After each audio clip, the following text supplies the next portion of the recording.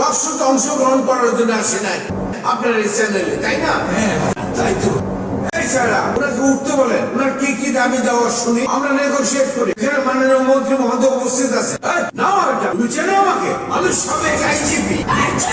Live time হবে না, এসেছি নেগোশিয়েট করতে। সেরকম নেগোসিয়েশন করা হবে সকলরা, কারণ সবকিছু জানার অধিকার সাধারণ পাবলিকের আছে। হিউম্যান রাইটস এইসবে আলগুলারে 5 মিনিটের মধ্যে রেডি করেছে কি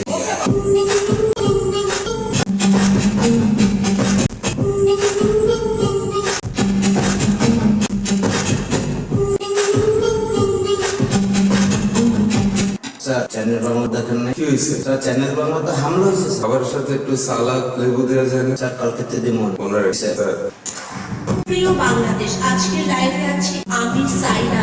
এই লাইভটা আপনাদের জন্য এবং আমাদের সবার একটা নতুন এক্সপেরিয়েন্স, কারণ এমন লাইভ পৃথিবীতে আর কোথাও আমার জানা। আমি জানি আপনারা ওই লাইভের জন্য অধীর আগ্রহে অপেক্ষা।